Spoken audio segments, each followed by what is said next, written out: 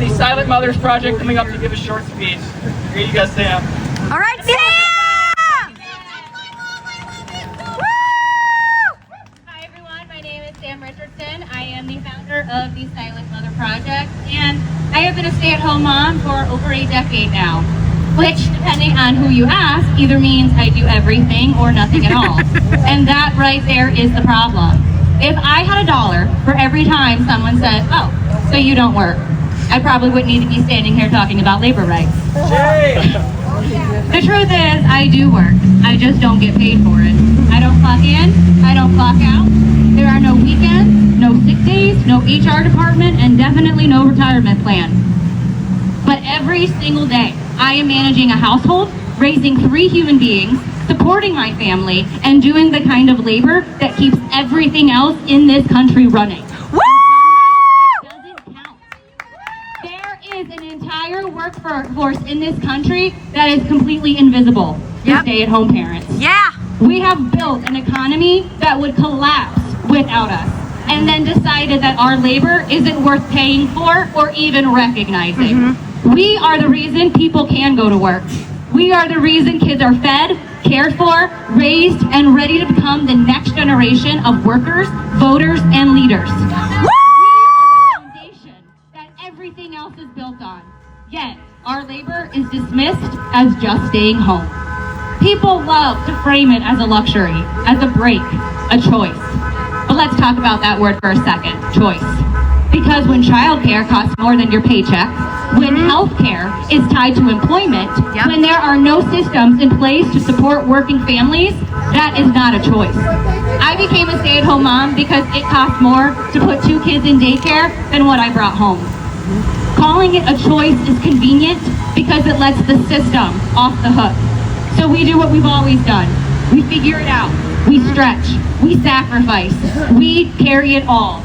And we do it so well that people start to think that it must not be that hard. But just because it's unpaid doesn't mean it's not labor. If I hired out everything I do in a day, daycare, cleaning, cooking, transportation, emotional support, I couldn't even afford to replace myself. There are days I don't sit down until 9 o'clock at night, and somehow I'm still asked what I do all day. Every other worker in this country is fighting for something. Fair wages, safe working conditions, paid leave, benefits. But stay-at-home parents, we're not even recognized as workers in the first place. And that should concern all of us, because this isn't just about stay-at-home parents. This is about how we as a society define labor. Unpaid labor is still labor. Ignored labor is still exploitation. If labor is only what gets a paycheck, then we are ignoring the very work that keeps people alive. Feeding families, raising children, caring for homes, holding everything together behind the scenes. That is labor. And if it disappeared tomorrow, everything else would fall apart. So the question isn't whether stay-at-home parents work. The question is, why doesn't our system value the work that makes all other work possible? Why are we better at measuring productivity than we are at supporting people? Why do we treat caregiving as invisible when it's essential? I am not here as an economist or a politician.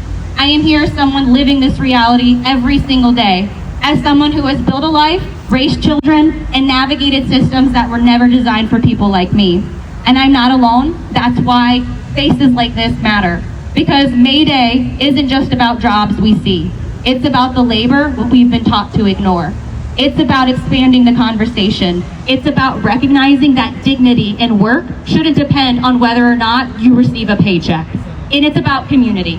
Because real change doesn't happen in policies. It happens right here, in people showing up, taking care of each other, and refusing to let our neighbors fall through the cracks. That is labor too. So today, I'm asking us to broaden what we fight for, not just wages, but recognition, not just jobs, but the people holding everything together outside of them. Because when we fight for workers, we should be fighting for all of them. No one thought to count. If this country truly valued work, it would start by valuing the people who do it for free. That's right.